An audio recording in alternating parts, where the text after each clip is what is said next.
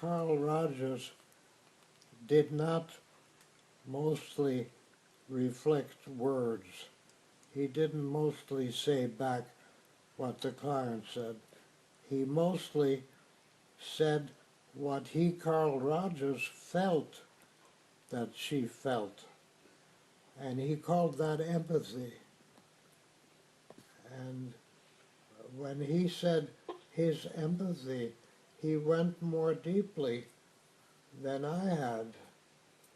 And I think it's important because in the years since Carl Rogers, there's been a lot of talk about saying back, as if the point is to say the words back.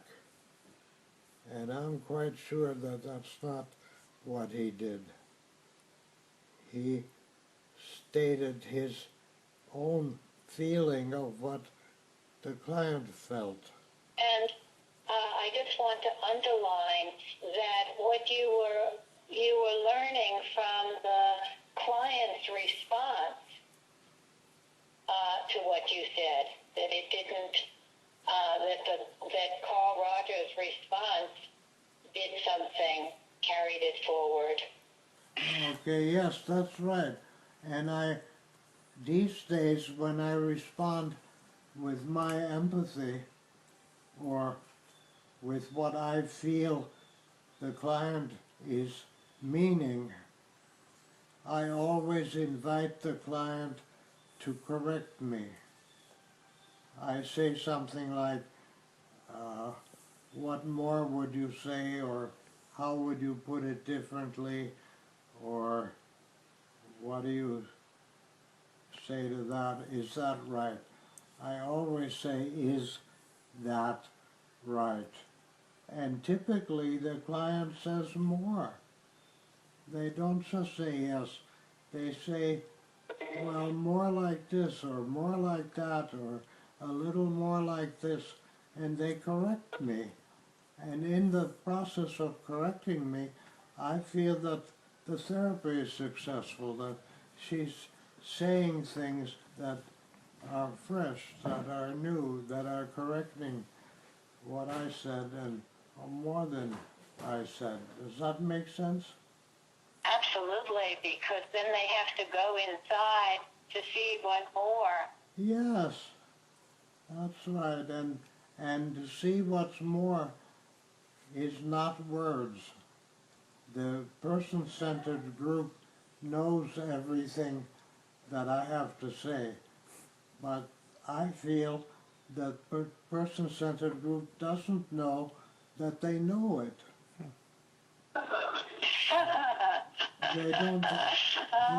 They don't have a language for implicit knowing, but they have implicit knowing, and they know implicitly what you very well just said, that when the client corrects my response, they go somewhere to get that. That's so they know it implicitly, but you would like it to be even more. I would like them to know that they know it implicitly. I would like all of you to have a body, because the implicit is the body. It's not words and it's not concepts. It's bodily.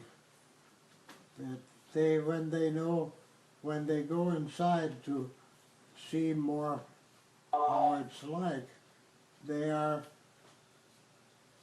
in the body. It's only from the body that it comes from.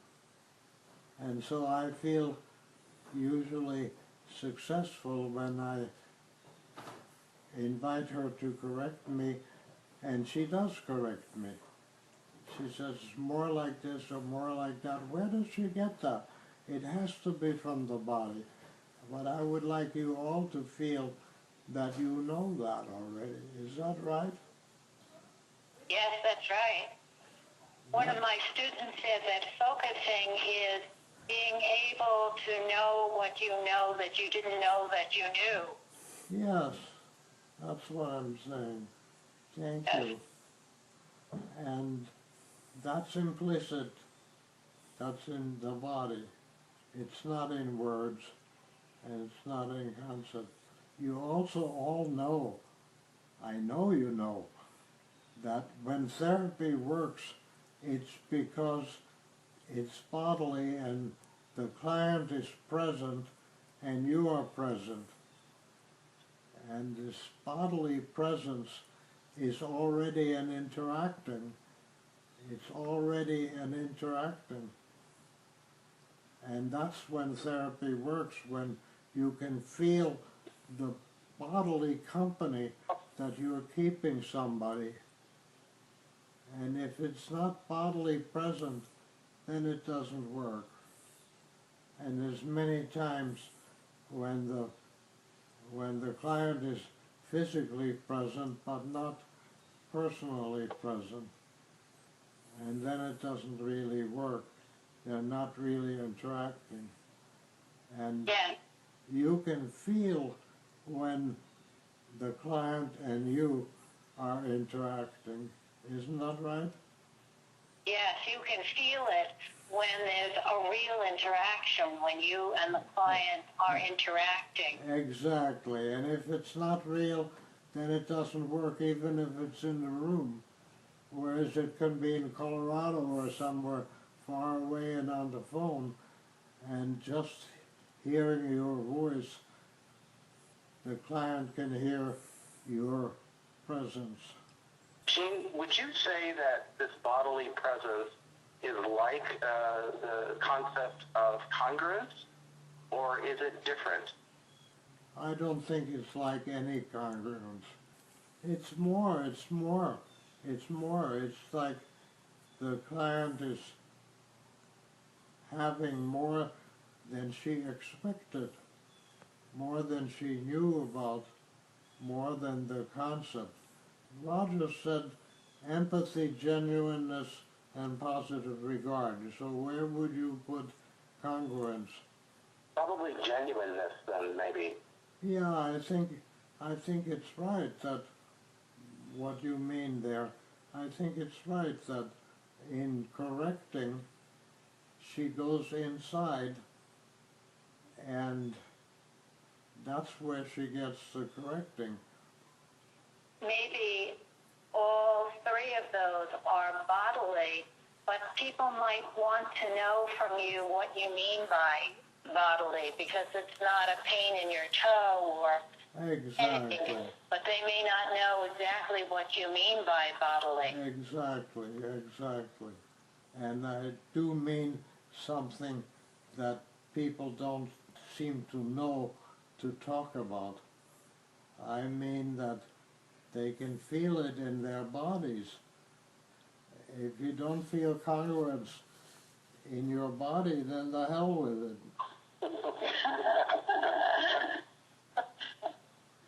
If it's a concept, then it doesn't quite work. As you point out, a concept has many different meanings, many different words that mean something. But a new bodily sense is different. It's implicit. By implicit, I mean it's not a construction. It doesn't exist as a shape or a form or a construction. It's more than that. And therefore it's also more than mathematics. It's more than logic. More can follow from a bodily sense than could possibly follow from the numbers or the units. When you keep units the same, then it doesn't work. There is no therapy in units or in putting together separate pieces. What is meant by implicit is something that more follows from it when you go inside the body. More follows from it in the body than can possibly follow from it by putting pieces or units together. Am I making sense? Yes, I want to say that, underline that when there's something that actually happens in the person, in this larger dimension of body that goes beyond the words, beyond the concepts, beyond the unit, Exactly. you can see it and feel it, and we want that. Right, and beyond means more follows. That she can find more than she expected and more than she predicted. It's not all determined, it's already more than determined. Yeah, you said it very well. For many years we used an experiencing scale. In low experiencing there's nothing but externals, and then in middle experiencing there are lots of reactions inside, and then in the top level it really is a finding, a fresh finding in the body that couldn't possibly be in words.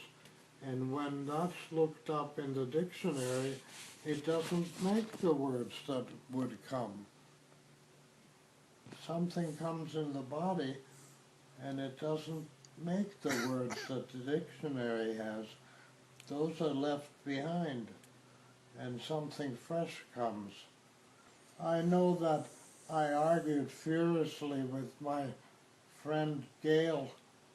She said that if the words changed meaning, we wouldn't be able to communicate. And then she said, right after that, she said, when I look in my husband's eyes, I can tell whether he's close to me or not.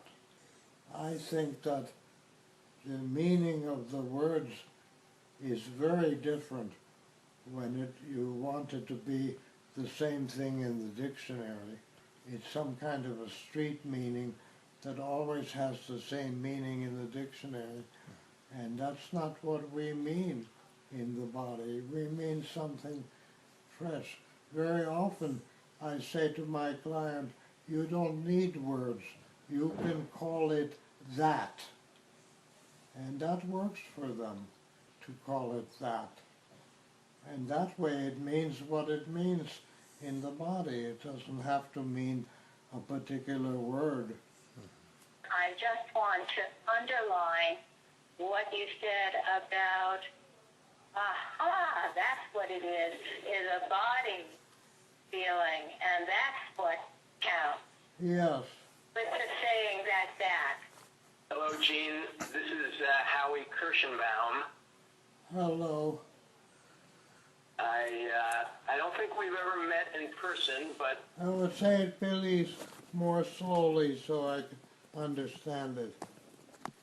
yes, I don't think we have ever met in person, but you have corresponded with me and shared much information about you and Carl Rogers for the writing of his biography. I'm glad. I think he came to appreciate your work more and more over the years. I think that's surely true. And it's very obvious too, because that's the way he practiced. And I'm only adding this invitation to correct the therapist.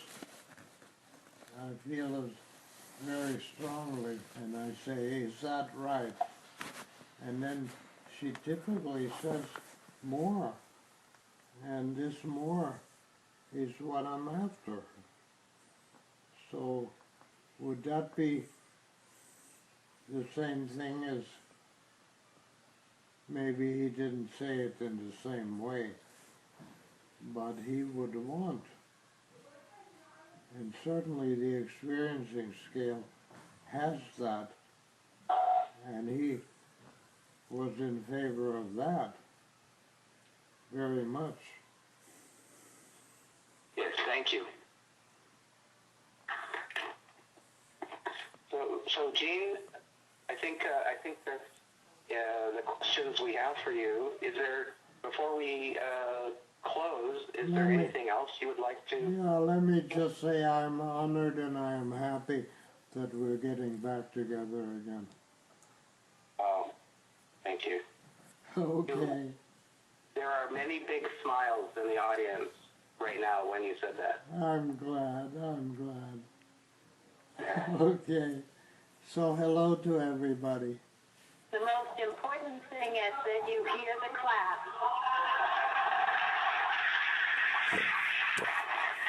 Thank you. Okay. Thank you. Thank you very much. Okay.